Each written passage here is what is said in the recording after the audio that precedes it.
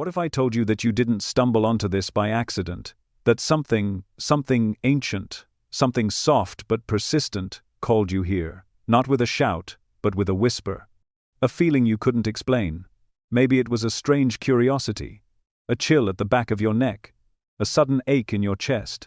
Or maybe it was something much simpler, like a quiet voice in your heart that said, "Pay attention to this," and here you are. Before we go any further, take a breath. Not the kind of breath you take when you're rushing between tasks or trying to keep up with the weight of the world.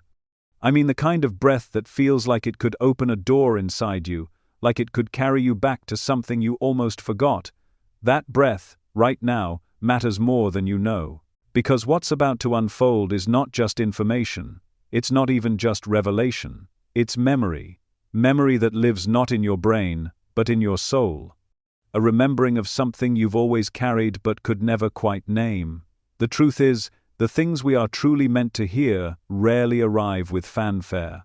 They come softly, wrapped in silence, hidden in the pause between two thoughts, and they don't scream to be heard. They wait to be felt. So why are you here, really? You might tell yourself it was just a video title, just a thumbnail, just curiosity. Maybe someone sent this to you. Maybe you were scrolling, half bored, not looking for anything in particular. But then again, maybe you were. Maybe some part of you has been searching, not for entertainment, not for another opinion, but for something deeper, something final and sacred and ancient. If you've lost someone recently, you know that death doesn't feel like an event. It feels like a silence you can't fill. It lingers, not just in rooms, but in timelines, in photographs, in sentences never finished. And if you're nearing the end yourself, or someone you love is, you know there's a certain weight to everything now.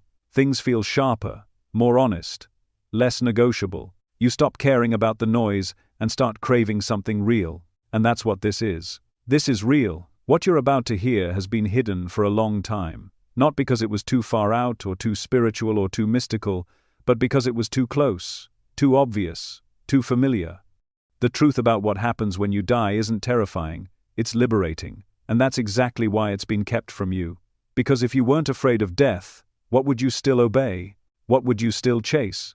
What would you stop postponing? But you're not here to rebel. You're here to remember. There's something inside you, maybe only a flicker, maybe a fire, that already knows what I'm about to say. It knew it before you clicked, before you opened your eyes this morning, before this life even began. That whisper you felt. It wasn't new. It was old. Older than language. Older than your body. It's the same voice that has guided you through lifetimes. The one that reminds you you're not a name, or an age, or a title, or a diagnosis. You are something timeless. You are something vast. And, I know. Those words can feel distant, like poetry, like hope, wrapped in metaphor. But they're not. They're factual. More real than the chair you're sitting in. More enduring than the breath you're taking. You're not here to believe in something new. You're here to unlearn something old. A lie you've been told again and again, that death is the end. That the soul vanishes. That consciousness collapses. It doesn't. It lifts. But we're getting ahead of ourselves. Right now, all you need to know is this. Your soul is listening. Even if your mind isn't sure yet. Even if doubt is still hovering nearby. Even if logic is whispering, this is just another story. That's okay. Doubt is not your enemy. It's the gatekeeper. It waits until the soul is ready, and then it steps aside. So let's ask again, why are you here? Not just here in this moment, but here in this life, in this body, in this chapter of your existence. If you've lived long enough, you've already begun to suspect the truth, that this world, as solid and convincing as it appears, is not the whole story. There have been moments, haven't there, when something slipped through, a dream you couldn't explain, a coincidence that felt more like a message, a presence in the room when no one else was there. The sense that time folded in on itself for a second, the chill of recognition when you looked into someone's eyes and felt, I've known you before. These weren't accidents either, they were reminders, little flashes of clarity, winks from the universe, whispers from the other side of the veil. And the veil? It's thinner than you think, it's not miles away, it's not beyond the stars. It's right here, closer than your breath, closer than your next thought. But in this world, most people are trained to ignore it, to dismiss what they feel in favor of what they can measure, to silence their intuition, to mock their inner knowing, and worst of all, to be afraid of silence, afraid of mystery, afraid of endings. Because when you fear death, you fear life, you pull back, you stay small, you wait, you postpone the very things your soul came here to experience. But not you. You're still here, still listening, still curious, and that means something, because you wouldn't still be here if you weren't ready. Maybe not ready in the way your mind defines readiness, prepared, equipped, certain, but ready in the way the soul is, open, soft, quietly brave, receptive enough to consider, what if everything I thought I knew about death was wrong? Not dramatically wrong, not catastrophically wrong, just limited, incomplete, too small to contain something as eternal as you. There's something sacred about getting older that nobody talks about. The body may feel heavier, slower, but the soul, it gets louder, bolder, closer to the surface. Time strips away the distractions. You stop pretending, you start listening, and if you listen closely enough, you'll hear it, the whisper. Not from me, from you, from the part of you that remembers where you came from and knows where you're going. And that whisper, my friend, is the reason you're here. Not to be convinced, not to be taught, but to awaken, to recall what your soul already knows. So keep listening. The remembering has only just begun. What you're about to hear was never supposed to reach you. It wasn't lost in some forgotten archive. It wasn't misplaced by time. It was buried, quietly, strategically, and with great intention. Because the truth it carried wasn't just inconvenient, it was explosive, and not in the way of wild claims or conspiracy. It was buried for the simple reason that it works like a solvent.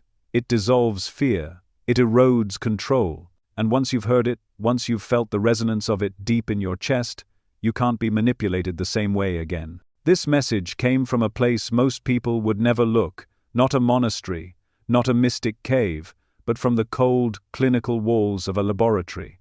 The man who recorded it wasn't wearing robes or offering prophecy. He was a scientist, a man of measurement, logic, pattern recognition, and that's precisely what made his words so dangerous. He didn't claim to believe, he claimed to know. Because he had seen the data, compiled the patterns, and run the tests no one else dared to run. What he found broke every framework the modern world depends on to keep death locked away behind closed doors. And once he spoke these words out loud, into a microphone, into a recorder, into history, he signed the death certificate for any illusion that said the soul was a fairy tale, or that consciousness ended when the body did, or that death should be feared, avoided, or mourned as a tragic finale. The interview was conducted late in his career. Perhaps he knew his time was running short. Perhaps he didn't care about reputation anymore. Or perhaps, as many believe, he simply couldn't carry the weight of silence any longer.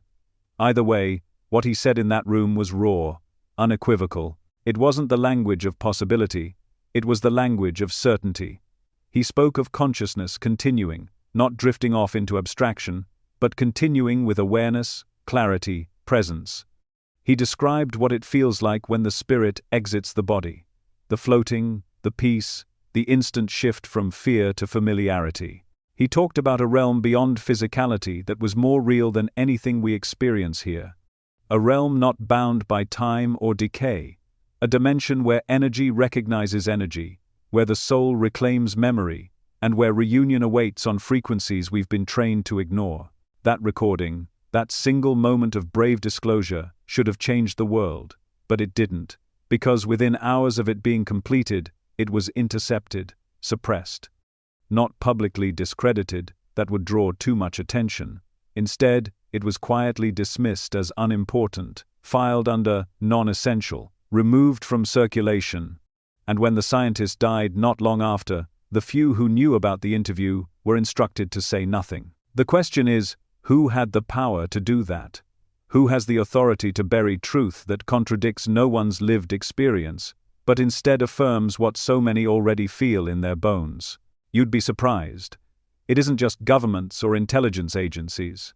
It's not only religious institutions afraid of losing followers. It's not only academic bodies that fear paradigm shifts. It's all of them, and more. Because the fear of death is one of the most profitable, most powerful mechanisms in human society. It drives policy. It funds entire industries. It shapes education, healthcare, media, even war. The fear of death is the unspoken engine behind everything we've built to feel safe. So imagine what would happen if people stopped fearing death. Not as a rebellious slogan, but as an embodied knowing. Imagine what would happen if millions of older people nearing the edge of this life, no longer felt panic when thinking about their final breath. If they knew, with certainty, that what waited on the other side wasn't judgment or oblivion, but expansion, clarity, peace. Do you see the threat in that? The kind of peace that can't be sold, the kind of knowing that can't be taxed or legislated. That's why this interview was buried. Not because it was irrational, but because it made too much sense. It tied together ancient wisdom and modern data.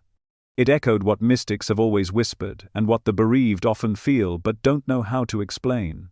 It gave a structure, a vocabulary, to what happens when we die. It didn't offer salvation through obedience. It didn't require rituals or dogma. It simply reminded us, you are not the body, you never were. And when you leave the body, you remember that again. The fear that gripped those who heard the raw transcript wasn't about science or metaphysics. It was about what people would do if they believed it.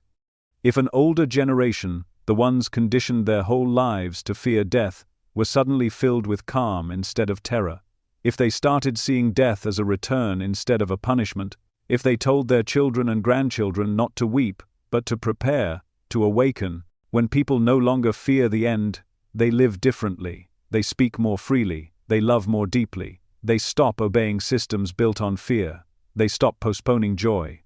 They look injustice in the face and say, you have no power here. And that is what the world is not ready for. So instead of sharing the interview, they silenced it. They labeled it unverified. The institution that funded the research quietly redirected the grants. The scientist's work was omitted from publications. His data, stored digitally, was corrupted by accident. His name began to fade, and those who had once worked beside him, they backed away slowly, afraid to lose their credentials, afraid to be seen as believers instead of scientists. But they couldn't erase everything. Because something like this, once spoken, echoes. A few copies of the transcript survived, one in a private library. One whispered through hands in hospice communities. Another passed digitally between spiritual seekers, not viral, not loud, but steady. And now, somehow, it's found you. Maybe because you're older now. Maybe because you've started wondering. Maybe because someone you loved has already crossed over. Or maybe because you're closer to that final threshold than ever before, and some part of you knows this world has lied to you about what's coming. This isn't about scaring you, quite the opposite. This is about removing the fear that was never yours to carry. You've been taught to dread something that is, in truth, the most natural and beautiful transition of your existence. You've been handed images of flames, voids, finality, none of which match what the soul actually experiences. You've been told to make peace with death, as if it's a stranger. But what if death isn't a stranger at all? What if it's a homecoming, a remembering, a return to something so familiar, so tender, that when it arrives, you exhale and think, of course. That's what they didn't want you to know, that the fear was planted in you, not to protect you, but to control you. And now, in these final chapters of your life, you have a chance to unlearn it. To feel the truth that was hidden from you, not because you weren't ready, but because your peace was dangerous to the world as it is. But that world is cracking now, and this truth, this long-buried, quietly burning truth, is rising again, in you, around you, through you.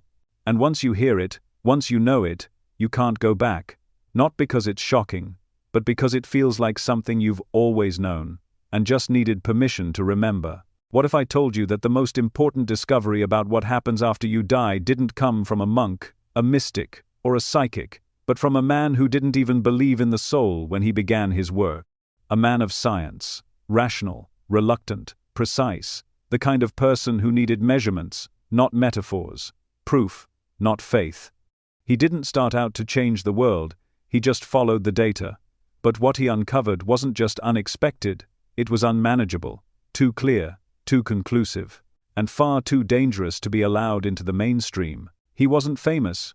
You won't find documentaries about him on Netflix or headlines announcing his discoveries. His name isn't carved into stone or echoed in lecture halls.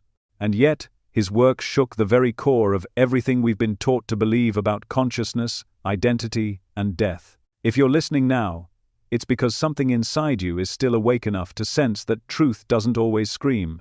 Sometimes it gets buried. Not because it's false, but because it cuts too deep.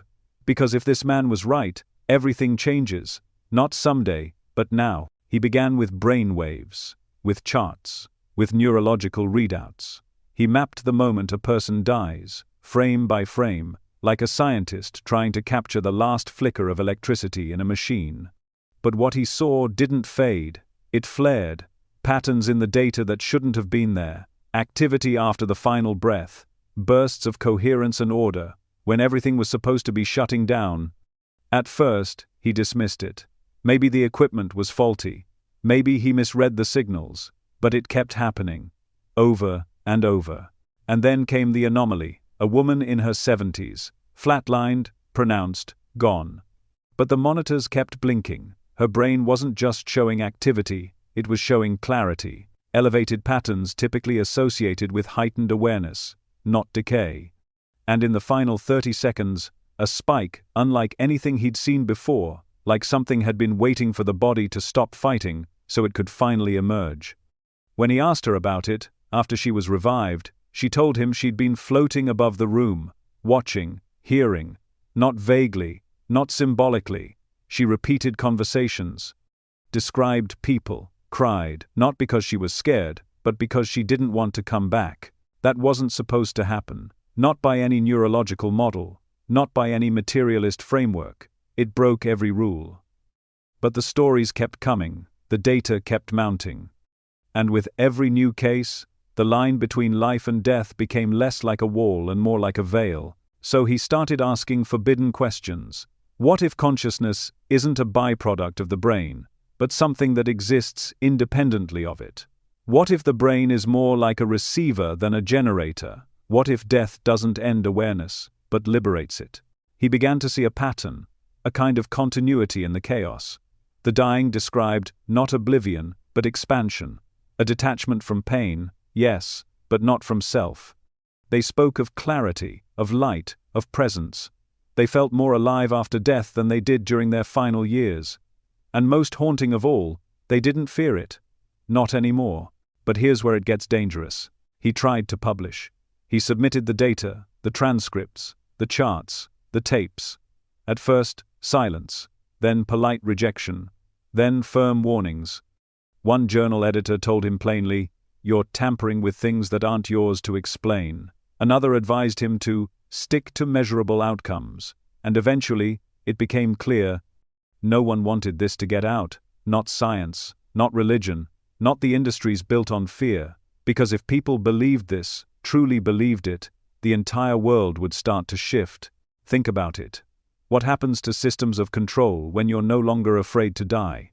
What happens to manipulated obedience when you realize you're eternal? The idea that you need to earn salvation, buy comfort, confess your way into peace, all of it begins to unravel. And so, instead of recognition, he was silenced.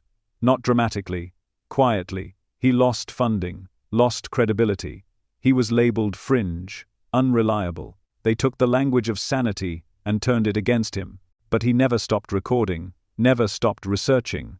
In fact, his most important work was done in private, away from the eyes of institutions that required his silence. That's when he stopped looking at death as an end point and began studying it as a transition. Not metaphorically, biologically. He discovered that certain vibrational frequencies, measured through biofeedback and electromagnetic readings, increased at the moment of death.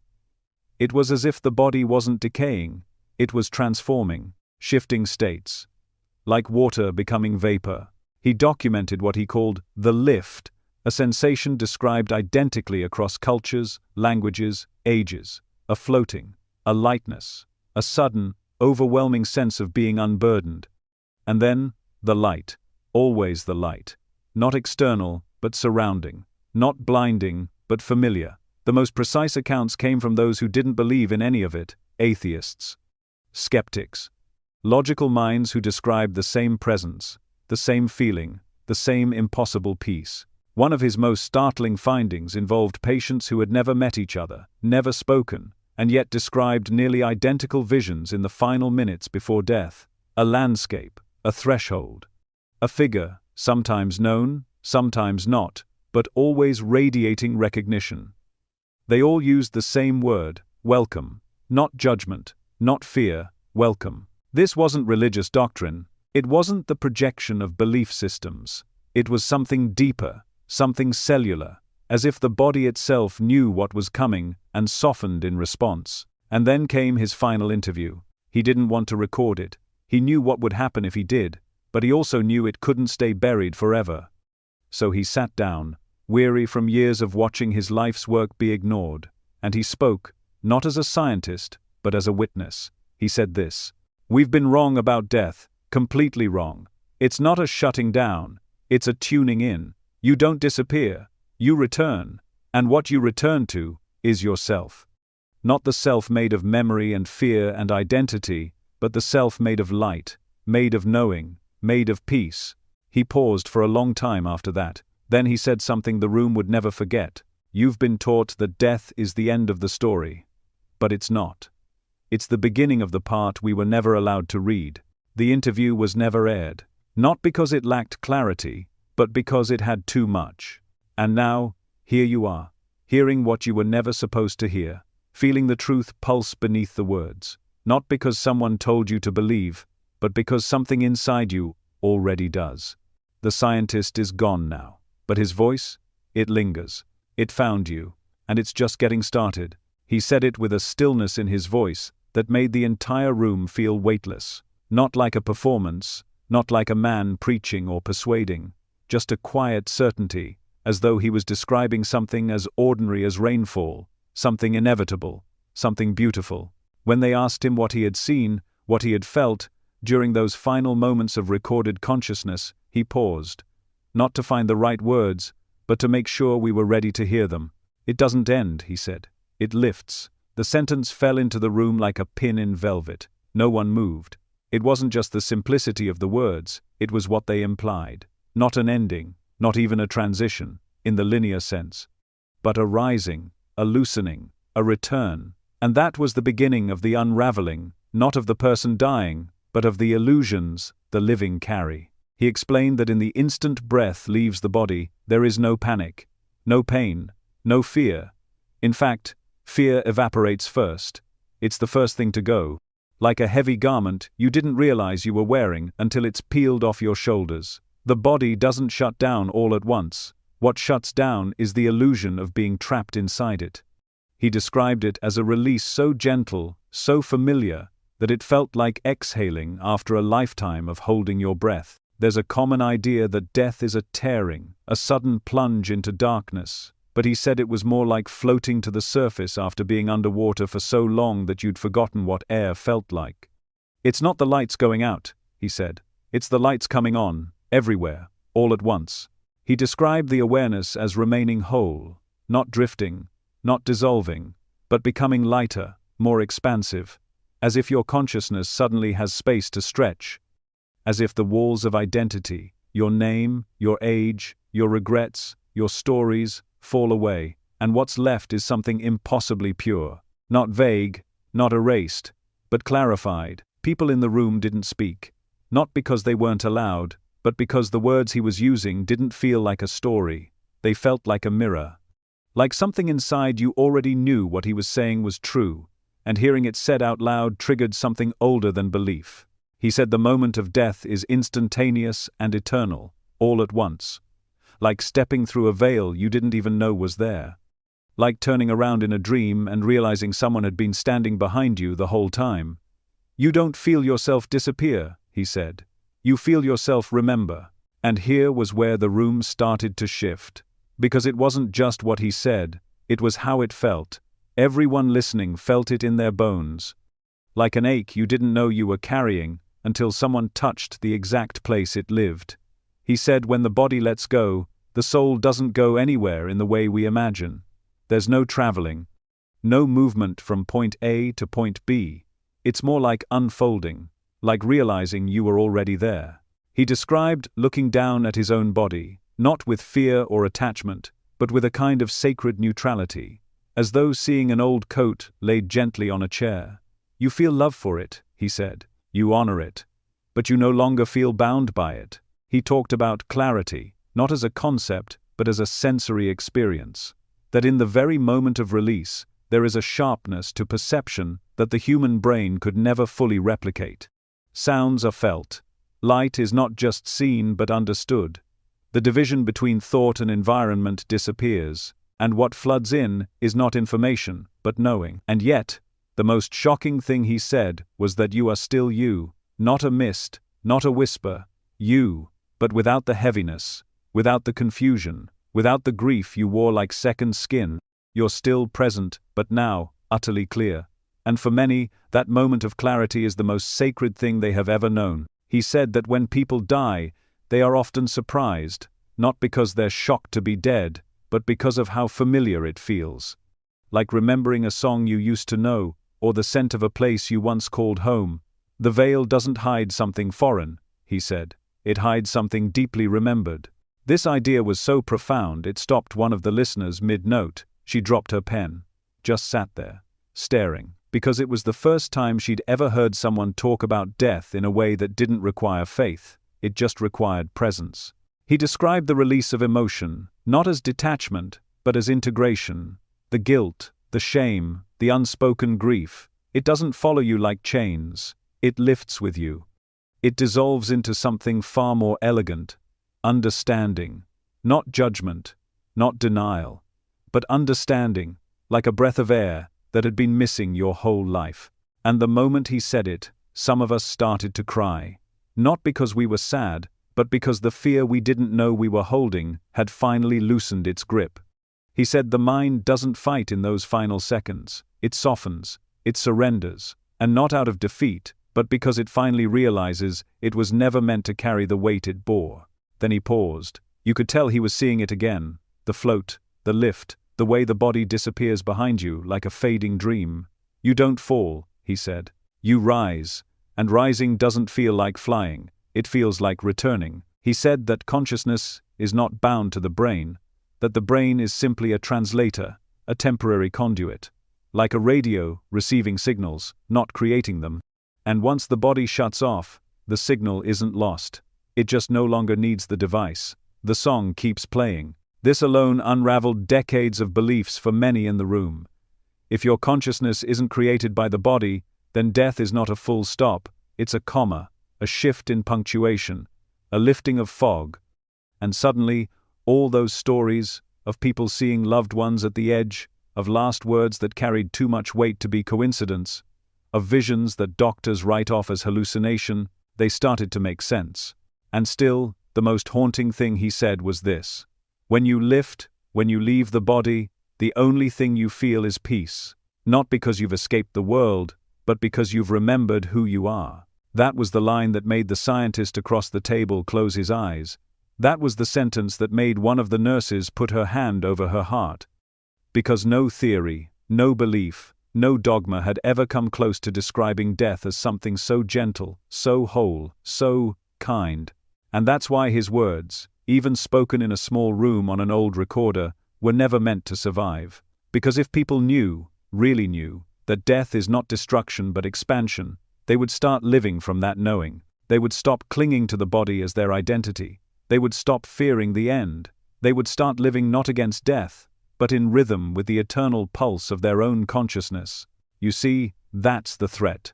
That's the revolution. Not fearlessness for the sake of ego, but remembrance for the sake of truth. And once you've heard it, really heard it, you begin to feel it in your own body, even now.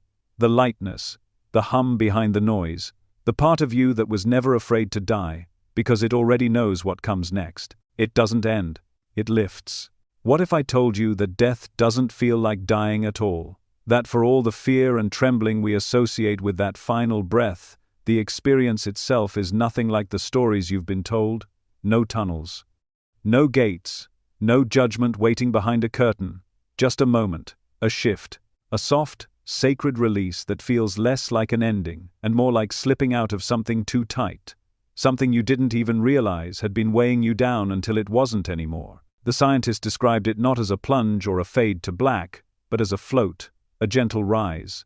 The sensation, he said, begins before the body actually stops. In the final minutes of life, something begins to loosen. Not in a painful way, but in a quiet, inevitable kind of way, like the untying of a knot that has been held for too long. He compared it to taking off a heavy coat you forgot you were wearing, the kind of coat that had become so familiar you didn't even know how much it was constricting you until it started to come off. He spoke of an almost weightless moment. Not the absence of gravity, but the absence of burden, the letting go of pain, regret, fear, identity, all of it falling away like dust from the soul. It doesn't happen all at once. It unfolds, like a blooming, soft, steady, full of grace. There's no panic, no flailing, just a subtle sense of rising. And not rising into the sky or some imagined heaven, but rising into yourself, into the part of you that has been watching all along. He said the eyes close in one world and open in another, but not with shock, with peace, with a sense of course. That's the phrase he used over and over again. The soul says, of course. Because even though the experience is unfamiliar to the body, it's deeply, hauntingly familiar to the soul. It knows this feeling, it has felt it before, and the return isn't foreign, it's remembered. What the scientist found most difficult to explain was how incredibly natural it felt, as if dying wasn't a break in the system, but the most organic continuation possible, the letting go of a chapter, not the closing of the book. He described an overwhelming sense of clarity, as though everything you worried about, every single thought that had ever clawed at you, just evaporated in the presence of a greater understanding. Not because it was erased, but because it was finally seen from a place that didn't cling to ego or time. People he interviewed spoke of hovering, not the dramatic kind you see in movies, not watching doctors scramble or family cry, though sometimes that happened too, but what they spoke of most was the lightness, the feeling of being suspended in something that wasn't space, but presence. It had no edges, no shape, no direction, but it was everywhere. And the moment they noticed it, they were overwhelmed by a strange realization. They felt more alive than they ever had in their body. That was the paradox, the thing no one expected. Death didn't feel like vanishing, it felt like arriving, like waking up from a dream you didn't know you were dreaming. The senses didn't shut down, they expanded. There was no darkness, no silence, only a kind of hyper-awareness. Sounds became like vibrations, colors had emotion, light had depth. Not the light you see with your eyes, but the kind you feel. The kind that seems to wrap around you like a memory you forgot you needed. The scientist recorded account after account from people who had returned, briefly, from that edge. And the one thing they all agreed on was this: the fear of death dissolved the moment they stepped into it. Because the experience wasn't threatening, it was welcoming. Some described it as floating in warm water that somehow knew their name. Others said it felt like being held, not by arms, but by something sentient, intelligent, loving. A presence with no face, yet more intimate than anything they'd ever known. There were no clocks, no urgency, no sense of needing to go anywhere. Just being, just existing in a state that felt more like truth than anything they'd experienced on Earth. And in that state, there was no loneliness. That was another thing he noted. People didn't report isolation.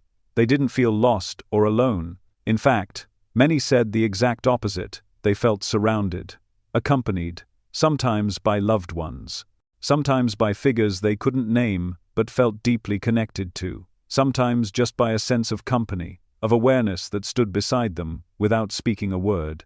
And the most staggering part of it all? The ones who came back didn't want to, not because they didn't love life, but because once they experienced that first float, that initial lifting, they understood something they couldn't unknow. That this world is not the final home.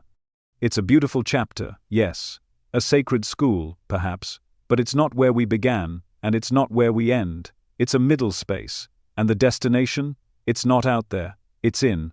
This gentle float, as the scientist called it, was not a theory.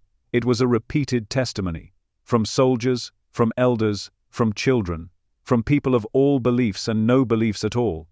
It didn't matter what doctrine they held in life, the experience of the transition was nearly identical. That, more than anything, made him pause. Made him wonder what kind of truth could exist across such different minds. And the answer was clear. One that lives beneath belief. One that is not taught, but remembered. He once said something quietly to a friend, knowing it might never be printed. He said, "Death isn't scary, it's sacred. The most honest moment of your life will be the moment you step out of it." And he meant it, not poetically, not spiritually. He meant it as a scientist who had measured the rhythms of the heart, the pulses of the brain, the final flickers of light in the eyes, and still concluded that the most real part of us isn't bound to any of it. He called it the float because it was the best word he could find, but even that word was too small. He admitted it. There's no language on earth that can perfectly describe what it's like to feel yourself rise out of form, to feel the weight of identity fall away, to look at your own body and realize, with awe, not fear, I was never that. You don't reject it, you bless it, thank it, and then you keep rising, and that's the part no one talks about. It keeps going. The float isn't the end of the journey, it's the invitation, it's the soul being welcomed back into its full expression, a return to its original frequency, a reunion with what it always was. And in that moment, no one asks for credentials. No one judges your failures. There is only recognition, the deep, reverent, knowing that you were never lost, only dreaming. So if you've ever wondered, what will it feel like, now you know. It won't be fire, or darkness, or judgment. It won't be a courtroom or a celestial test. It will be stillness. It will be soft. And above all, it will be familiar. Because the soul doesn't die. It remembers how to float. He said it in a way that made your skin go cold, not from fear, but from recognition. You are never alone, he whispered. Not when you're born, not when you live, and especially not when you die. It was the kind of statement that sounds poetic until you hear it from someone who has seen the truth of it with their own eyes. Until you realize he wasn't speaking metaphorically, he wasn't offering comfort, he was reporting something undeniable, something witnessed. He described what happened the moment his consciousness separated from the body. Not drifted, not floated, separated. Like stepping through a membrane so thin, so delicate, you almost don't feel the shift, until you realize you're on the other side of something. And as soon as that shift occurred, he said, they were there, not vague shadows, not distant silhouettes. Beings, conscious, radiant, intelligent, present. They didn't appear in a flash or rise up from the floor. They were simply there, as though they had always been there, just waiting for him to finally see. He said it was like turning on a light in a room you thought was empty, only to realize someone had been sitting beside you the entire time. The presence was unmistakable. He called it the most real sensation he had ever felt. Not imagined, not hoped for, not conjured. Tangible. Felt in the way we feel temperature or gravity or sorrow. But instead of pulling him down, it enveloped him, held him. Not with arms, but with awareness. He said it was like being understood so completely, so immediately, that no words were necessary, because every part of him, even the broken ones, were already known. They didn't speak in language. They didn't use words the way we do. Communication happened through something else, something he described as total comprehension. A single pulse of energy could carry more meaning than 1,000 pages of dialogue. A glance, though not with eyes, could unravel entire lifetimes of confusion. He said they didn't look the way people expect. No wings, no glowing robes, no stereotypes borrowed from mythology. But still, there was a light about them, not harsh, not blinding, soft, warm, and alive. Like being surrounded by a memory you thought you had lost. Some were tall, some more human in appearance, but none were ordinary. They shimmered with a kind of presence that made you feel ancient and newborn at the same time. And the most astonishing part? He knew them, not their names, not their roles, but their essence. Their presence struck something deep inside him, recognition without reasoning. He couldn't place how, but he knew, these beings have known me since before I was born. and not just known him, watched him, waited for him, walked with him silently through every heartbreak, every joy, every lonely night. They had seen it all, and yet their presence carried no judgment. Only a kind of love, he said, was too vast to describe. It wasn't sentimental. It wasn't the soft affection we use the word love to represent here. It was intelligent love, aware love, love that saw every scar and honored it. Love that didn't flinch at your darkness, because it remembered what you are beneath it. He said their energy didn't just feel good, it felt like home. And they were not alone. There were others. Not just beings, but intelligences. Not personalities, but frequencies. You could feel their presence even when you couldn't see them. He described them as ancient companions. Some felt more like family, others more like teachers, and something entirely different. Forces that don't incarnate in physical form. Consciousness so pure and old that it made his own lifetime feel like a brief flicker in a long and winding dream. They did not command. They did not direct. They received. They welcomed. They emanated a kind of silent invitation. Remember who you are. And in their presence, he did. Slowly at first, like waking up from anesthesia. Then all at once, lifetimes of forgetting dissolved in their gaze. He remembered not facts, but truth. Not events, but essence. The truth of what he had always been. And the moment that knowing returned, he wept. Not with tears, but with release. All the weight of trying to be something, to prove something, to fix something, it fell away. Because here, in the presence of these beings, he was never broken, never late, never wrong. He was simply becoming. And now, he had arrived. Somewhere in the room, someone asked, "Are these beings our guides?" He closed his eyes. "More than that," he said. "They're fragments of us, and we are fragments of them. There is no separation, only density that made us feel separate." Another voice, quieter, skeptical, asked if this was just wishful thinking. He didn't argue, he didn't defend, he simply said, "One day, you'll remember too. And when you do, you'll laugh at how small fear used to feel." He said the presence never forced itself upon him, it simply stood near, like a hand resting on your shoulder, invisible but unmistakable. He was given space to choose, to rest, to feel, to remember. He said there is no rush in that place, only patience deeper than time. And yet, their presence had an urgency, not the urgency of panic, but the urgency of love. The kind that says, "We've been waiting so long to hold you again." And yes, he said, some of them had been with him during life, whispering through intuition, nudging through dreams, sending shivers down his spine when danger was near, guiding him toward the people he was meant to meet, the lessons he was meant to learn, the pain he was strong enough to carry, and now, they were here to walk him across the threshold. Not because he was special, but because everyone is. You don't earn their presence. You don't have to be spiritual or holy or even good. You only have to exist. And the moment your soul lifts from your body, you will see they were always there. Every moment, every breath.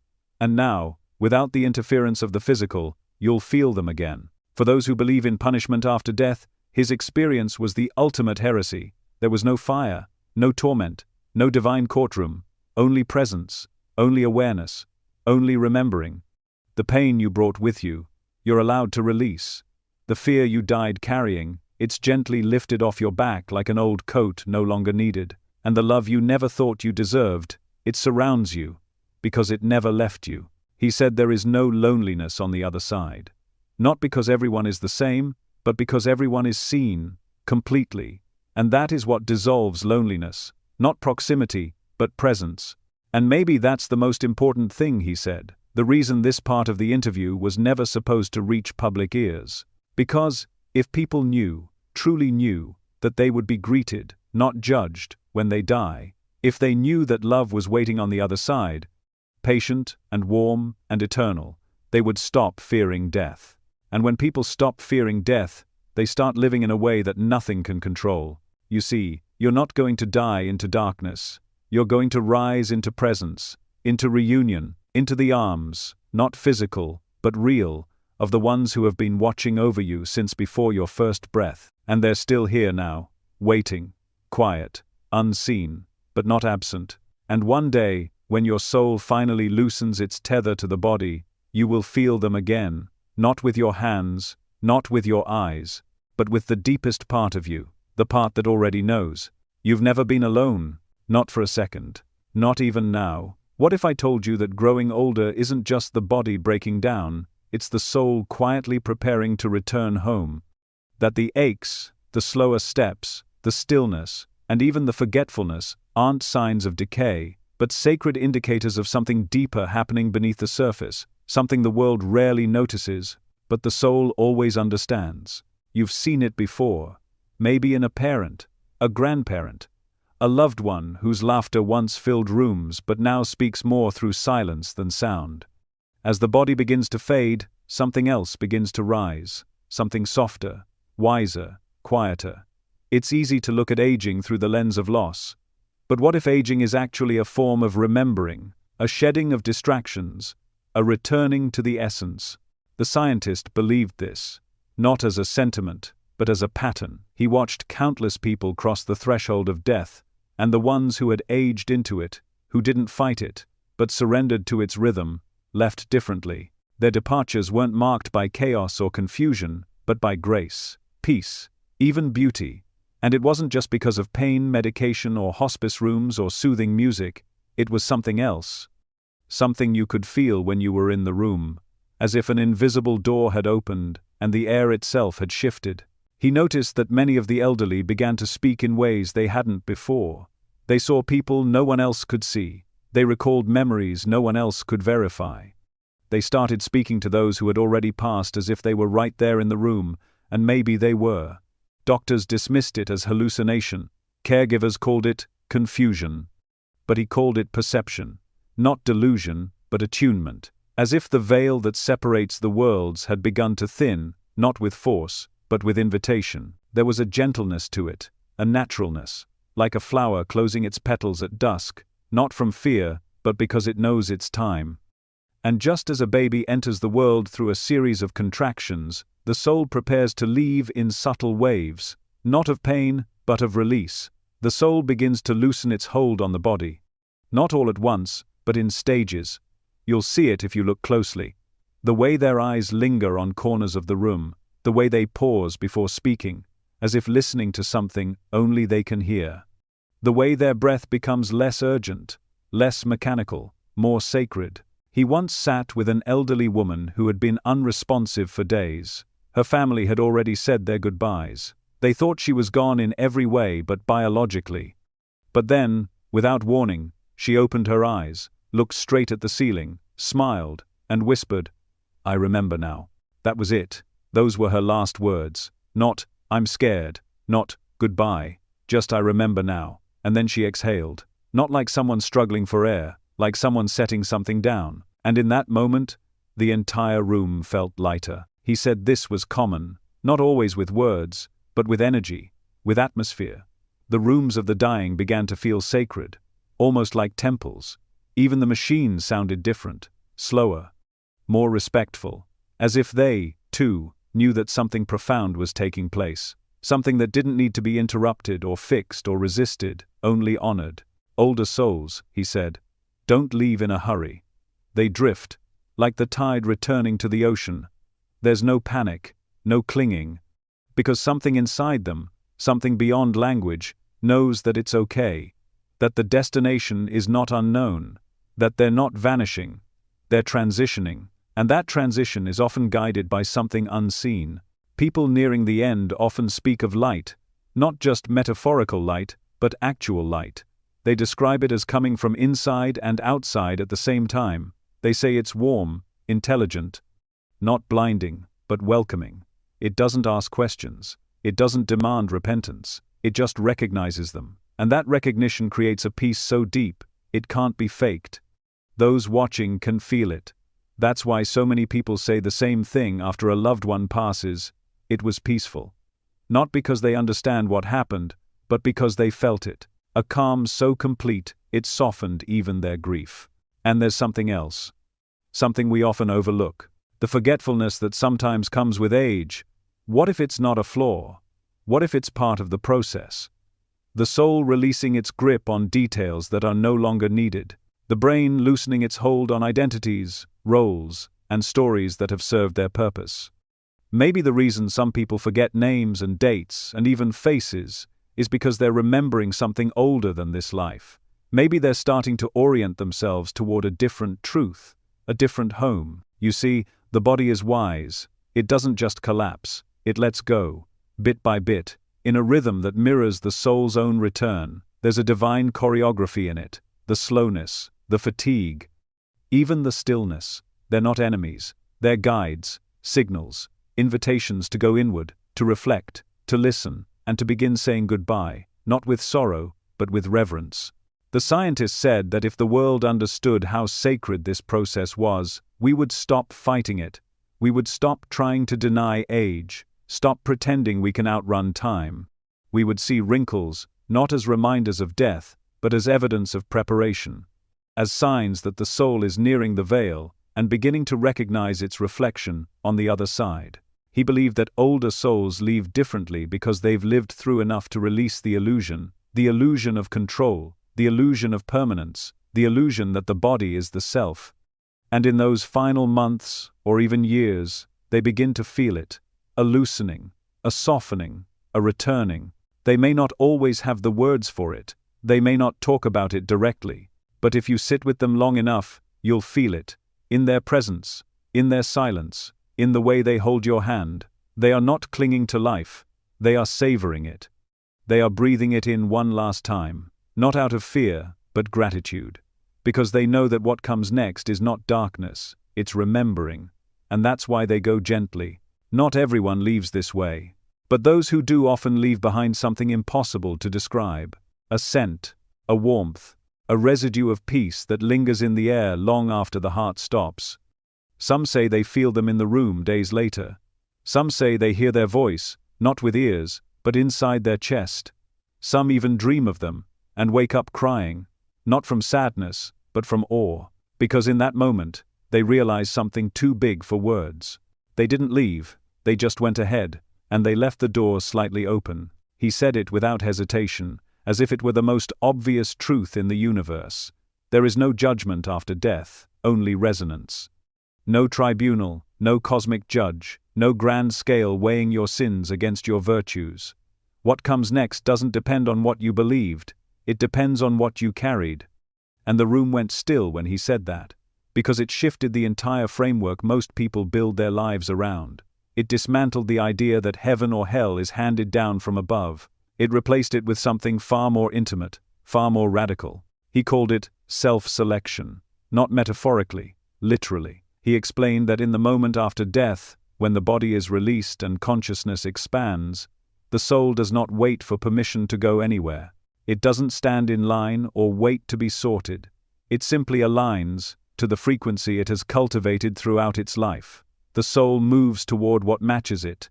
Just like tuning forks vibrate in harmony with similar frequencies, just like radio receivers can only catch the signals they're built to receive, you shift into the realm that matches the energy of your being.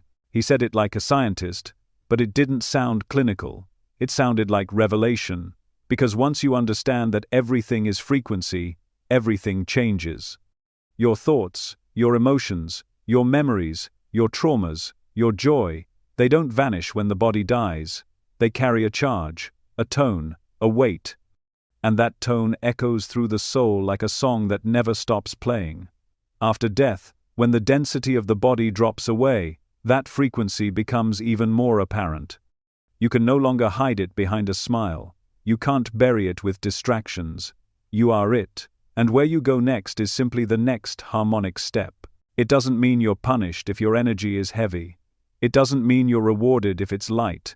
There's no morality in it. There's only resonance. Just like a seed grows in the soil that matches it, the soul drifts into the dimension it's in harmony with. Some call them planes. Others call them realms. He said, the terminology doesn't matter. What matters is the match. What you vibrate at, you gravitate toward. It's not a verdict, it's physics. One person in the room asked him if this meant we create our own heaven or hell. He looked at them with a soft sadness and said, "You already are." And that answer rippled through everyone present, because they realized it wasn't a warning, it was an observation. The states we think only exist after death, peace, chaos, light, despair, they're already within us. We live in them daily, we sleep next to them, we speak through them. We love and fear and remember through them. Death doesn't invent anything new, it simply amplifies what's already there. He described the experience of the soul entering what he called the vibrational field. It's not a hallway or a tunnel, it's more like standing in a vast ocean of energy with countless streams flowing in different directions. Each stream has its own tone, its own pull. And the soul, now unbound, naturally begins to drift toward the current that matches its inner resonance. It's effortless, it's immediate, and it's precise. He said this is why people report such vastly different experiences during near-death events. Some describe being surrounded by light, greeted by warmth and understanding. Others describe cold, confusion, shadows. And others still report beautiful landscapes, colors they've never seen before, melodies that feel like love itself. These aren't hallucinations, they're harmonics. The soul is entering the field that matches what it has become, not what it pretended to be, not what it wished it were, but what it is. That's why, he said, life matters, not because it's a test, but because it's a tuning. Every act of forgiveness raises your frequency. Every moment of gratitude shifts your field. Every unresolved trauma, every bitterness held for decades, it lingers, like a bass note you can't stop hearing. And in the end, when you step out of this dense body, that note becomes your guide. But here's what shocked everyone the most. This frequency is not fixed. It is not final. The moment after death is not the final frame, it's just a checkpoint, a choice point. He said the soul is still capable of learning, of releasing, of remembering. Even in those moments of transition, the soul can shift frequencies if it becomes aware enough, if it lets go, if it forgives itself, if it releases the anchors of fear it clung to in life. That's why he called it the vibrational choice point, because it's not a prison, it's not a sentence, it's an invitation. He said, many souls, in that moment, realize how much they've been carrying that doesn't belong to them. They see the beliefs they inherited, the shame they were handed, the fear they swallowed for a lifetime. And some of them let it go, instantly, like exhaling for the first time. And with that release, their frequency rises, and they shift into a new stream of being. Others hold on a little longer, and that's okay too. There's no judgment, only alignment. And in those dimensions, time does not operate the same way. A soul can spend what feels like moments, or what feels like centuries in a certain field, not because it's being punished, but because it's still learning its own resonance, still remembering what it is. He said you don't have to be enlightened to align with light. You just have to stop resisting it. You don't need to have mastered peace.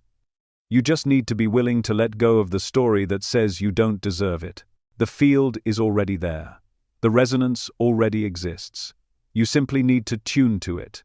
And that tuning begins now, in life, in thought, in breath, in choice. When he finished describing this, the silence in the room was thick, not heavy, sacred, because everyone present understood something that had eluded them for decades. That the work of the soul is not about obedience, it's about frequency.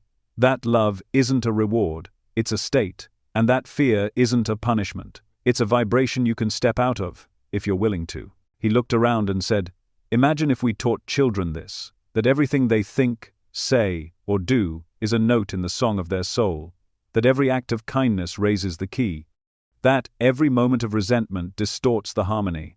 Imagine a world where death wasn't feared, but understood as the next measure in the music we're already composing. He said most people believe their life is judged on a scale, weighed for balance. But it's not a scale, it's a frequency scan, and it's not performed by an external force. It's felt by the soul itself. In the moment of release, the soul becomes acutely aware of what it resonates with, not through shame, but through sensitivity. And it moves, with grace, with speed, with a kind of quiet certainty, into that which it knows. So if you've been carrying grief, anger, guilt, know that these things are not your identity, they are just dissonant notes. You can release them. you will release them. If not in this life, then in that moment, the field will meet you exactly where you are, and it will offer you the choice. Do you want to keep vibrating at the frequency of fear, or are you ready to rise? This is not a threat, it's a mercy. You are not being tested, you are being tuned. Life is not a pass divided by fail exam, it's an instrument, and you've been learning to play your soul this entire time. And when the body releases you, when the physical form can no longer contain your light, you will not be judged. You will simply resonate, and you will go where you belong, not because someone says so, but because you will feel it, like a song you've always known calling you home. What if I told you that death doesn't erase your memory, it restores it? That the moment you leave this body, you don't lose yourself, you find the rest of you, the part that never fit into words, the part that couldn't be confined to your name, your history, your choices. Imagine waking up from a dream so immersive, so convincing, you forgot you were dreaming at all, and then suddenly, it all floods back, the full picture, the before, the in-between. The purpose, the plan, that's what memory becomes after death, not fragmented flashes, but total awareness. The scientist used to say that what most people fear about death isn't death itself, it's oblivion. The idea that everything they've built, loved, feared, worked for, that it all just vanishes. That consciousness shuts off like a light switch. That the story ends, and the narrator disappears. But what he discovered was the exact opposite. At the moment of death, there isn't a blank screen. There's a surge, an expansion. As the body begins to fade, the soul begins to recover what it had to forget to be here. That's right, forgetting is part of coming here. It's not a punishment, it's a parameter. Imagine trying to play a role in a play while fully remembering it's just a performance. You wouldn't take it seriously, you wouldn't grow, you wouldn't feel anything real. So you agreed to forget. Not completely. Just enough. Enough to make this world feel real. Enough to let yourself believe you were separate, limited, mortal. But you never lost who you truly are. You only tucked it away. Like putting a crown in a drawer before stepping onto the stage as a beggar. And when the curtain falls, when the performance ends, you remember. You remember why you chose that role, why you chose this life, why you needed that heartbreak, that illness, that struggle. Not because you deserved to suffer, but because you needed contrast. You needed the dark so you could discover your light, and not in theory, in motion, in pain, in relationship, in choice. And every one of those choices, every moment you thought didn't matter, echoes far beyond this life, because nothing is wasted, not a single second. He said it was the most overwhelming part for many souls, the moment of re-entry into full memory. Some described it as a rushing river of recognition. Others said it felt like being plugged back into a vast consciousness that had always been there, waiting patiently. But all of them agreed on one thing: they remembered everything. Not just what happened to them, but what it meant. Not just what they did, but why. And they saw the ripple effect. How even a single kind word altered someone's path. How a moment of forgiveness shifted timelines. How their presence, even in silence, healed others without them ever realizing it. There's a misconception that once we die, we get judged by some external force. But what if the truth is far more intimate? What if you are the one who reviews your life, not from a place of punishment, but from absolute compassion? What if you remember who you really are, and look at your life not as a series of successes or failures, but as a masterpiece of learning? He said the most common reaction from souls reviewing their life wasn't shame, it was awe. Awe at how much they endured. Awe at how much love they gave, even when they didn't receive it. Awe at how brave they were to come here at all. You don't forget the people you love. If anything, you remember them more clearly. You feel their souls, their intentions, the invisible cords that bound you together across time. You see how your paths intertwined before this life, and how they might meet again. The scientist said souls often recognize each other like old friends at a train station, not with surprise, but with that gentle smile that says, "There you are, I knew we'd find each other again." Memory after death isn't linear, it's layered. You remember the life you just lived, but also others. Not like flipping through pages in a book, but like standing in a great hall with doors that open all at once. You see the through lines, the patterns, the karmic threads. You see how the same soul returned again and again, learning, healing, expanding. You realize that none of your lives were random. They were stitched together by design, a design you helped create. He once spoke about a man who had been deeply afraid of dying because he couldn't remember who he was before. When he died and came back, his first words were, "It's all still there. I didn't lose anything. I got it all back." And he wept, not out of sorrow, but from the sheer beauty of it. Because death had not stolen from him, it had given him back the part he had missed most, himself. You don't become someone else when you die. You become more of who you've always been. The walls fall away, the masks drop, the fears dissolve, and what remains is the eternal you, the luminous you. The one who's watched every chapter from the edge of the stage, waiting for the right moment to step back into the light. That you has never been afraid, that you knows this is not the end, it's the remembering. The scientist explained it best when he said memory after death is like the lifting of a fog. While we're alive, we live in what he called soul amnesia. We know something's missing, but we can't quite name it. We feel echoes of something larger, something infinite, but it hovers just out of reach. And then, in one instant, it all returns. And when it does, everything makes sense. Even the hardest parts, especially the hardest parts. He recorded the testimony of a woman who, during a near-death experience, said she was shown every moment where she had doubted her worth. Not to shame her, but to show her how none of it was true. She saw the moments when she thought no one noticed her kindness, and saw the souls she had touched without knowing. She said, "I realized I was never invisible. I was never alone, I just couldn't remember." And that's the key. We don't forget because we're broken. We forget because this place requires it. But it's temporary, always has been. And when it lifts, what rushes in is not confusion, it's clarity. Not fear, but familiarity. You don't become enlightened. You remember that you already are. So if you've ever feared forgetting yourself, don't. The most sacred truths are never lost, only waiting. Your story didn't begin here, and it won't end here. And when the time comes, when you step out of this skin and into your full self, you'll see, you'll remember, you'll know, and that knowing will be the most beautiful reunion you've ever had. He waited until the very end of the interview to say it, not because it was an afterthought, but because it was the one truth he knew would be hardest to accept. Not the data on near-death awareness. Not the readings that showed shifts in electromagnetic energy at the moment of passing. Not even the undeniable pattern of expanded consciousness right before brain activity flatlined. No, what stirred the deepest resistance, what triggered silence in even the most rational minds, was this: those you've lost never really left. He looked directly into the camera when he said it, almost like he wanted to make sure whoever watched the interview in the future would feel it, not just hear it. They didn't go far, he said. They shifted, that's all.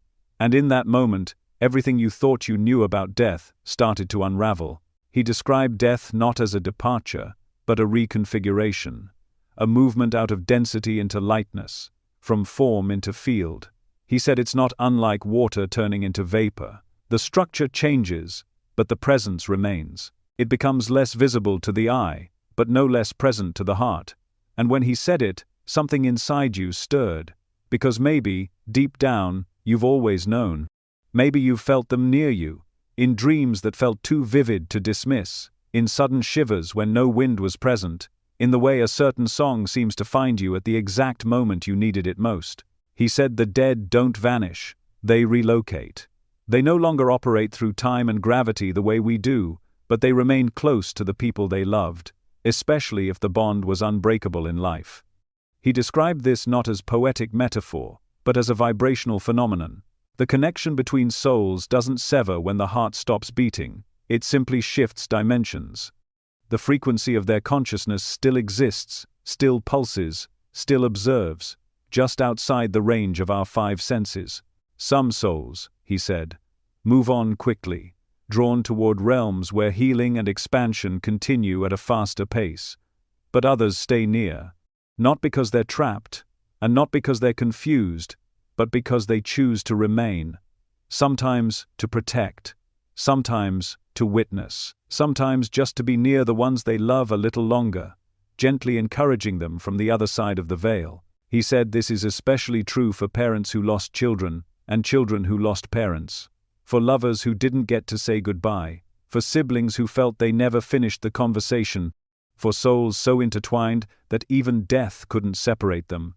The physical form dissolves, but the emotional resonance persists, and where there is love, there is presence. He paused after saying that. You could tell he knew how it sounded. Too good to be true. Too easy to write off. But then he leaned forward, as if inviting you to listen with a different part of yourself. Not your intellect, but your memory. Haven't you felt them? He asked, without using words. And suddenly, you could remember that one night you woke up from a dream so real it left you in tears. That moment at the grocery store when you smelled your grandmother's perfume and looked around instinctively. That inexplicable comfort that wrapped around you during your darkest hour, when no one was physically there, but somehow you didn't feel alone. He said those weren't accidents. They were moments of thinness, when the veil between worlds loosened just enough for presence to slip through. He explained that consciousness, freed from the body, is no longer bound by physical location. It can be in many places at once. It doesn't travel, it focuses. And where the heart calls out with sincerity, the presence of the departed responds, not always in ways we can measure, but in ways the soul recognizes instantly. He went on to say that what keeps us from feeling the dead more clearly is not distance, but interference. Our minds, he explained, are like radios, but we're always tuned to the physical station. The noise of grief, guilt, and disbelief creates static. It's not the soul on the other side that's far. It's us, who are disconnected from the channel where they now reside. He said that's why children often see or hear loved ones who've passed.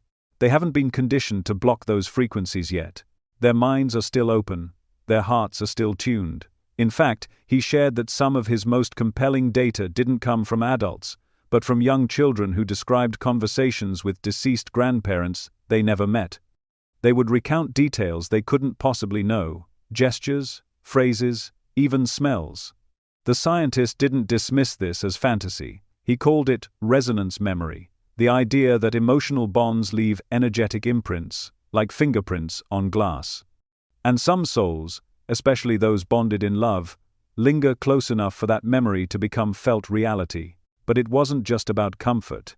He said the presence of the departed serves a purpose. They often come during moments of decision, moments of breakdown, or moments when we're standing at a threshold. Not to interfere, but to encourage. To whisper in ways that bypass the mind and go straight to the heart. That sudden feeling of peace, that knowing that everything would be okay even when there was no evidence for it, that was them, not a fantasy, not wishful thinking. A presence, standing just beyond your field of vision, offering the kind of love that doesn't require a body to be felt. He told a story, carefully, respectfully, about a woman who had lost her husband in a sudden accident. For months, she would sit in silence, numb with grief. Until one morning, she woke up and felt a warm hand on her back. Not imagined, not dreamt, real. She turned, and no one was there. But the bed had an indentation.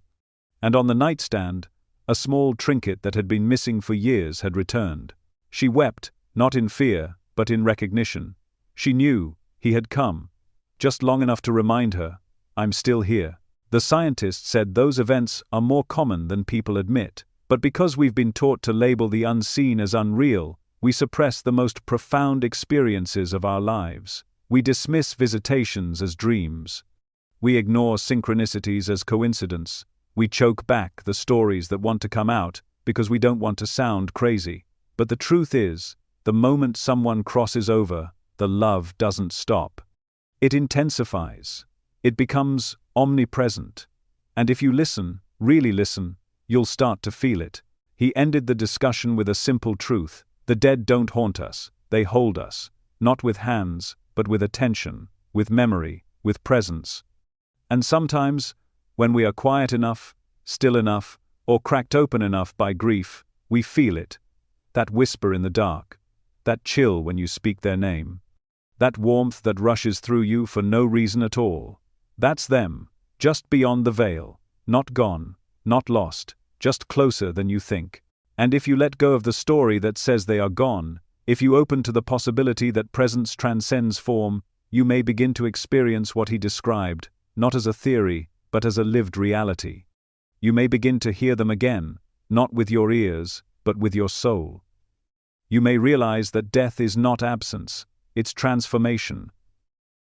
And those you love are not waiting somewhere far away. They are already here, and they always have been. What if I told you that the dead don't leave you, they wait, that the ones you've loved, the ones whose hands you held as they took their last breath, the ones whose voices still echo in the corners of your mind, they're not gone, not vanished, not lost to the void, they're right here, just beyond the veil. But often, you can't feel them, not because they're far away, because something inside you is too heavy to let them through. It's not your fault. This world doesn't teach you how to grieve, it teaches you how to fear loss. It rushes you past pain, it tells you to stay strong, to move on, to let go, as if that's some kind of virtue. But grief isn't something you move on from, it's something you move with. And when that grief is unprocessed, when it stays trapped in guilt, disbelief, or shame, it becomes something else. It becomes fog, a thick, invisible wall between you and the very presence you're aching to feel. The scientist who studied death said it plainly. The soul doesn't vanish when the body dies.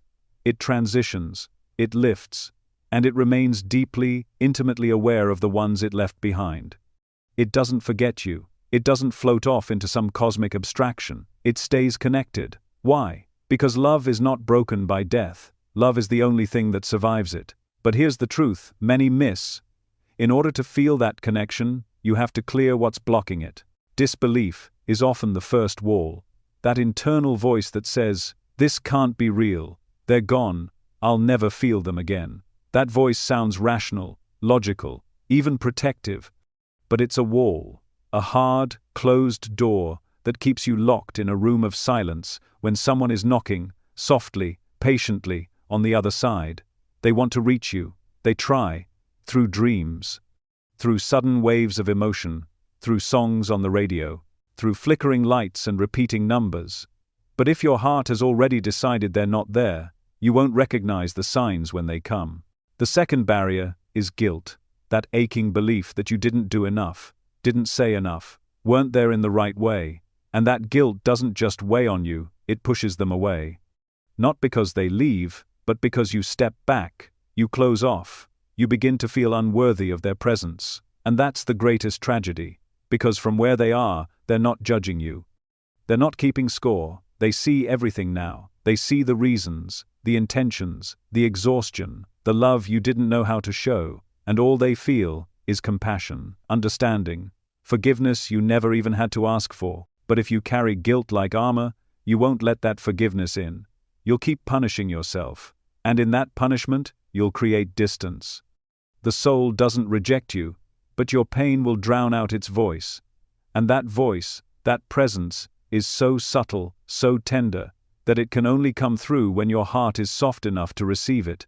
And then there's mourning. Mourning is sacred. It's a raw, honest tearing open of the heart. But when it isn't expressed, when it's swallowed, avoided, or numbed, it turns into something toxic. Like smoke in the lungs, the sadness has nowhere to go, so it sits, heavy, stagnant, and that heaviness creates fog. You don't see clearly, you don't feel clearly. And slowly, the world starts to feel empty, not because it is, but because your grief has become a lens you can't see past. The scientist noticed something extraordinary. When people who had lost loved ones went into deep states of meditation, or altered consciousness, or even just profound stillness, they often reported feeling them, seeing them, not in vague impressions, but in vivid, unmistakable moments of presence. But here's the key: those moments didn't come during panic, or noise, or distraction. They came in silence, in surrender, in softness, which means the connection isn't broken, it's just quiet, too quiet for a stormed heart to hear. He also found that children often report seeing their deceased grandparents, siblings, even pets. Why? Because children haven't yet built the walls. They haven't been told to doubt what they feel. They still believe in what they can't see. And belief opens the door. It doesn't force the soul to appear. It simply lets you notice that it already has. If you've ever had a dream where they visited you, a dream so real you woke up crying or laughing or gasping for breath. Know this, it wasn't just a dream, it was them. It was a real encounter, made possible because, in sleep, your resistance was lowered, your disbelief was suspended, and in that space, they could reach you. You didn't have to try. You didn't have to do anything except be open. And that openness, it can be cultivated in waking life, too. Start with honesty, not performative grief, not forced peace, but raw honesty. If you're angry, say it. If you miss them, scream it. If you're sorry, whisper it into the night. They hear you, not with ears, but with essence. And the more you express, the more you release the fog. Grief needs movement. Emotion needs breath. And when you begin to let it flow, the air begins to clear. The presence returns. You may feel them first as warmth, as a chill down your spine, as pressure on your shoulder when no one is there. You may hear a song that you both loved come on at the exact moment you needed it. You may find something they once gave you, long forgotten, showing up when you're struggling, and you'll say, that's just coincidence. But it isn't. It's contact. It's love speaking a language beyond logic. And if you want to strengthen that connection, speak to them, out loud, in your mind, in writing, however it comes. But speak, not as if they're gone, but as if they've only changed rooms. Because they have, they're still listening, still loving, still watching over you, not to control you, but to remind you, you are never, and have never been, alone. He once sat with a man who had lost his daughter and hadn't felt her since. The man was convinced she had moved on, that she was gone. But when the scientist guided him into silence, true, soul-deep silence, he broke down sobbing, not because he heard her voice, but because he felt her hand on his heart. And she didn't say, I forgive you. She said, you were never to blame. That's the power of clearing the fog. When the weight lifts, the bond returns. And not just as memory, but as presence, tangible, loving, real. So if you feel distant from someone you've lost, ask yourself gently, what am I carrying that might be standing in the way? Is it doubt? Is it guilt? Is it sorrow I haven't let myself touch? Whatever it is, you don't have to force anything. Just soften, just invite, and then listen, not with your ears, but with your soul. Because they are not far, they are just waiting for you to remember how to feel again. He said it was like the sky folding open from the inside out, like a door you didn't know existed, slowly revealing itself, not in front of you, but within you. The final moment wasn't loud, it wasn't chaotic. It was silent in the way the deepest truths always are, still, immense, all-encompassing. The body, he explained, begins to fade from awareness. Not suddenly, but gently. Your breath becomes background, your heartbeat, distant. The sensations you once clung to begin to dissolve, and then, there is sight. Not with eyes, but with something far more vast, and in that sight, there is no confusion, only knowing. He called it the most beautiful remembering. Not because it was a flashback, and not because it was sentimental. It was a return to clarity, to truth. The final 60 seconds of life are unlike any other stretch of time you will ever experience, because they are not bound by linearity. Time stretches, it bends, it opens. And within those last seconds, you are given the gift of recognition, not of others, not of events, but of yourself. He said the colors were the first thing he noticed, not as visuals, but as feelings. These weren't the colors of this world. They didn't exist on any known spectrum. They had weight, emotion, memory embedded in them. Each hue seemed to carry a part of your story, your joys, your griefs, your longings. They didn't swirl or flash like in a dream. They enveloped, soft, alive, almost as if light itself was welcoming you back. And in those final seconds, that light wasn't separate from you. It was you. It had always been. Then came the presence. Not one, many, but not overwhelming. Just known. Familiar, in a way nothing else in life had ever been. Some you recognized immediately. Your mother's energy, perhaps. Your father's. A friend, a guide, a forgotten companion from a childhood dream. Others were less distinct, yet their essence wrapped around you like a memory long buried, but never lost. There was no fear, only awe. And not the kind of awe that overpowers. The kind that melts everything false. He explained that what unfolds in that moment is not judgment, but invitation. No one is standing before you with a ledger. There's no voice declaring whether you passed or failed. What you feel is a gentle wave of understanding, a review not of what you did, but of how everything you did shaped you, how every moment rippled, how every choice created a frequency that echoed through the lives of others. But here's what was different. There is no shame, no pride, only witnessing. You watch it all from a higher view, from a place so drenched in love that even your greatest mistakes become teachers, not punishers. And then comes the choice, not all at once, not a multiple-choice question, but a quiet sense, an opening into what now. He said that most people don't realize they're being offered a choice in that moment, because it doesn't come in the form of words. It comes as a pull, a knowing, a feeling of being drawn. Some souls choose to stay near, hovering gently in the world they just left, either to comfort loved ones or to resolve unfinished vibrations. Others rise quickly, drawn toward realms of deeper remembrance, where learning and healing unfold in ways our language could never contain. The scientist said he witnessed his own field begin to expand in those final moments. He felt no resistance. It was like water pouring back into the ocean. There was nothing to hold on to anymore, not because he had lost everything, but because he had become everything. The boundaries between him and the world dissolved. He felt the thoughts of others, not as invasions, but as music. He felt the sorrow of a daughter who hadn't arrived at the bedside in time. He felt the breath of the nurse who held his hand as his pulse slowed. And within all of it, he felt himself as more than a man. He felt himself as a field of presence, aware, connected, eternal. In those final seconds, he said the soul experiences the most tender welcome, not in the form of celebration or noise, but in the quiet reunion with its own origin. He said it felt like being remembered by the universe itself, like the stars, the wind, the trees, the spaces between molecules, all whispered the same phrase back to him: "You are still here. You have always been here." And then, silence. Not the absence of sound, but the fullness of it.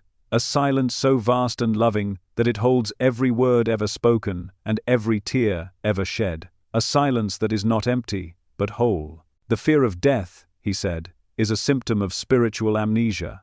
It is the forgetting of what you truly are. In those final moments, that forgetting lifts, and what you see is not a tunnel, or a gate, or a staircase, though some may visualize it that way. What you see is yourself, unfiltered. The version of you that never needed validation, the version of you that was never wounded by the world. And when you see that, when you remember that, the very last thing you feel is not panic. It is peace. Not the kind of peace that comes from getting what you want, not the kind of peace that comes after a long cry or a resolution. This is the peace that was never missing, only veiled. And when the veil lifts, even for just those final 60 seconds, it is enough to dissolve lifetimes of fear. He said if he could pass on only one message from everything he had witnessed, from the data, the testimonies, his own experience, it would be this: no one dies afraid who is willing to look at what's calling them home. Because the homecoming is not into a place, it's into truth, into light. Into the unbreakable, knowing that you were always more than a name, a job, a body. You were always awareness, and awareness doesn't end. You don't see a void, you don't see punishment, you don't see angels with trumpets and books of fate. You see light, you see love, you see you, the real you. And in that moment, the last breath is not a gasp, it is a sigh, a letting go, a return. And perhaps the most beautiful thing he said, the thing that lingered in the air like a final note in a sacred song, was this: you are not saying goodbye to life, life is saying welcome back to you. In those final moments, the veil doesn't close, it opens. And what you see is not the end, it is the beginning. What if I told you this was never supposed to be heard? That the interview, the data, the revelations, all of it was meant to disappear, buried not by accident, but by design. Not because it lacked evidence, but because it contained too much. Because what this scientist uncovered didn't just shake the foundation of death, it threatened to unmask the illusion we've been taught to live under since the moment we were born. After the final interview, the one where he spoke not as a theorist, but as someone who had seen too much, everything changed. The cameras were turned off, the lights unplugged, the audio files stored away like relics too dangerous for daylight. It wasn't an explosion, it was a slow suffocation, a quiet erasure. One meeting at a time, one discrediting article at a time, his name began to vanish from research archives. Papers once peer-reviewed and published were reconsidered. Conference invites stopped. Funding evaporated. Doors closed, not slammed, just slowly shut in a way that made it all look natural, professional, procedural. But he knew it wasn't coincidence, it was containment. You see, the real problem wasn't that his research lacked validity, it was that it worked too well.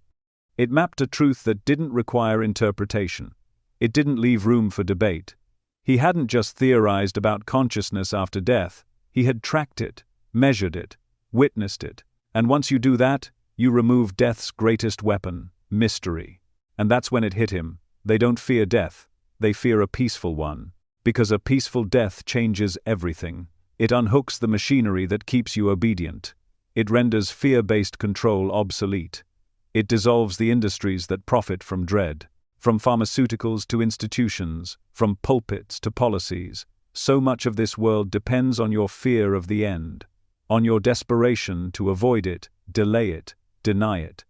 They sell you peace as a product, because they never want you to find out it was already yours.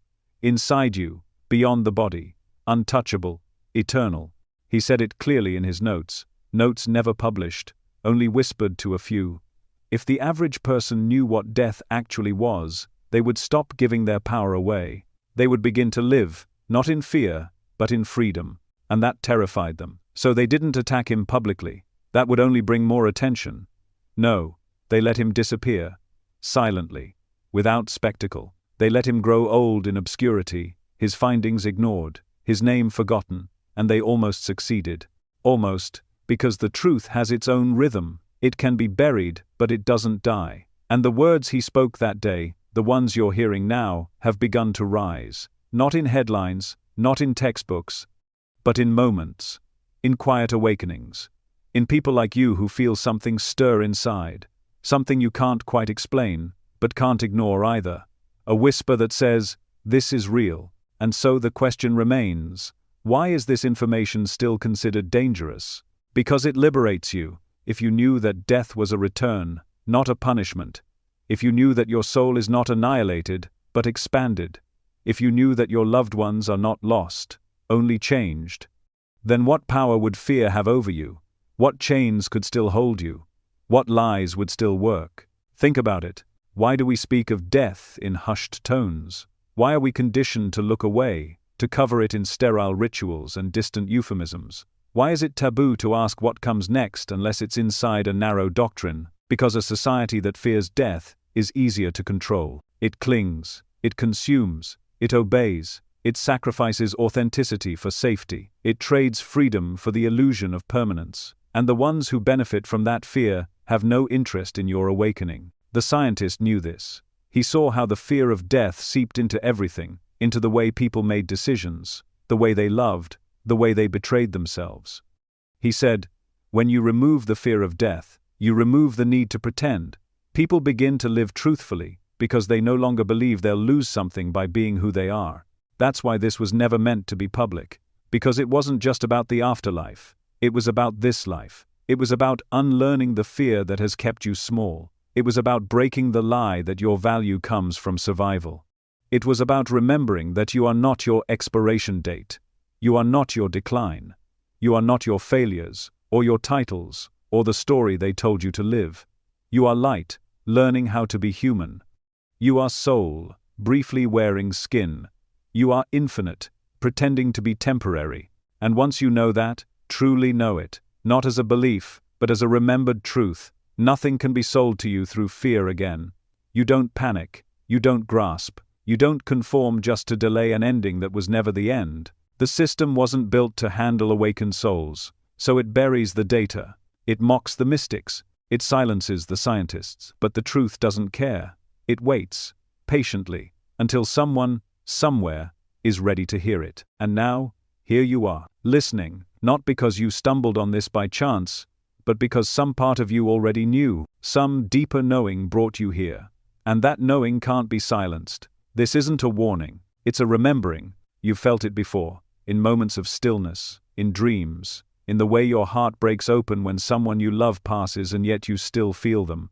That's not your imagination, that's evidence. That's the veil thinning just enough for you to notice what's been here all along. So the interview was hidden, the work was suppressed, but the truth? It's alive, it's breathing in the spaces between these words, and it's yours now. What will you do with it? He leaned in, voice lower now, softer, but somehow more powerful than anything he'd said before. You were never going to die, he whispered. And it didn't feel like philosophy. It didn't feel like comfort. It felt like a key turning in the deepest lock inside your being.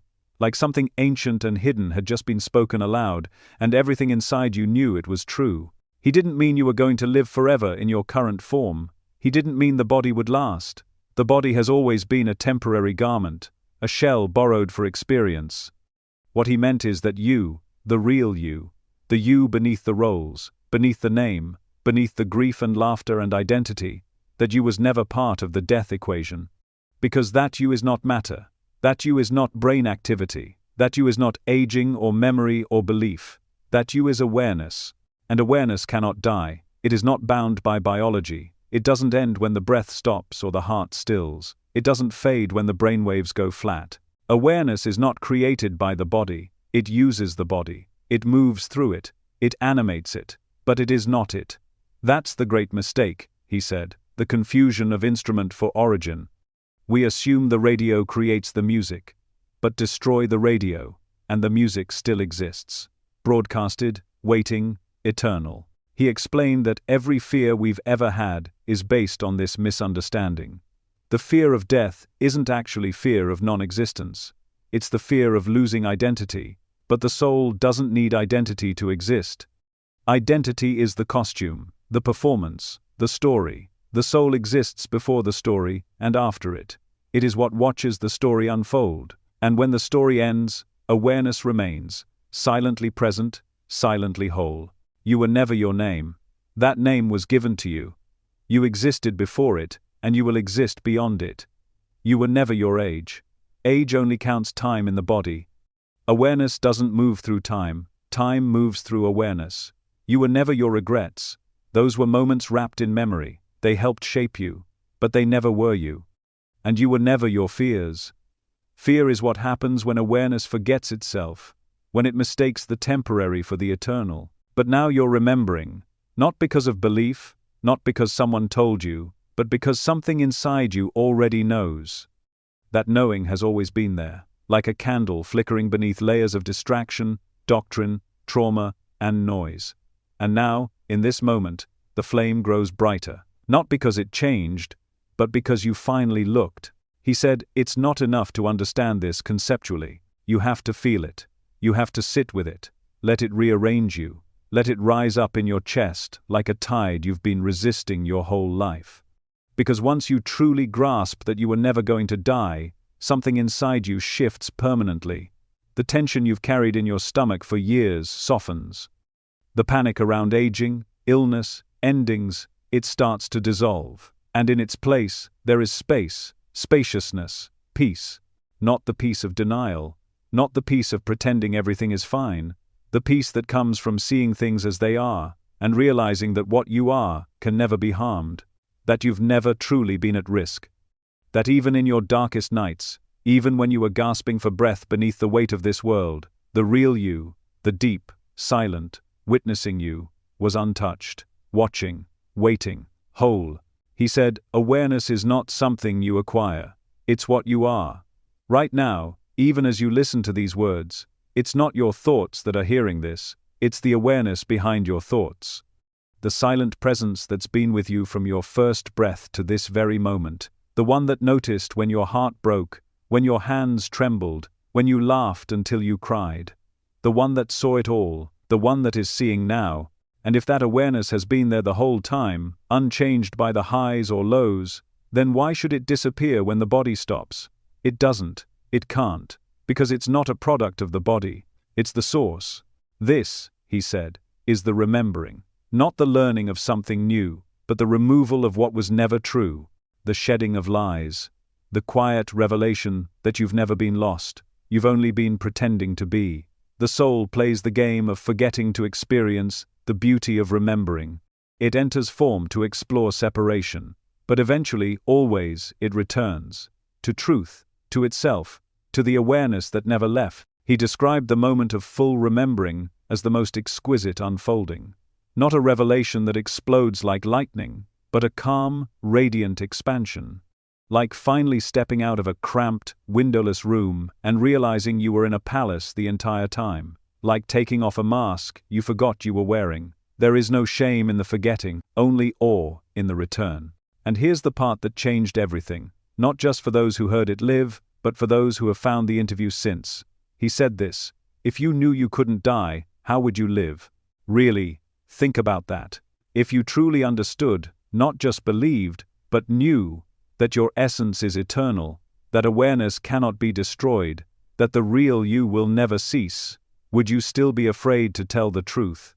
Would you still hold back your joy? Would you still stay small? Would you still live someone else's version of your life?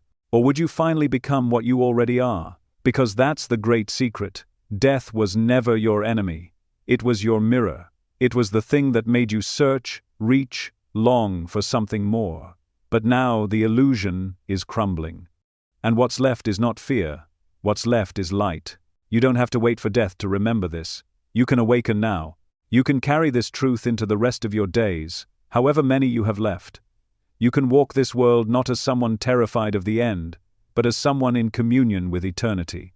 You can speak with the calm knowing of one who has already seen the other side, not in visions or beliefs, but in the quiet remembering of your soul. He said this wasn't knowledge reserved for mystics or saints. It's your birthright. It's been inside you since before this life began, and it will be with you after this life ends. You don't have to earn it. You just have to listen, beneath the noise, beneath the programming, beneath the voice that says, "You are only this body, this pain, this past." Deeper still, there is you, and that you is vast, luminous, free. You were never going to die, because you were never just a person. You were, and always will be, awareness itself.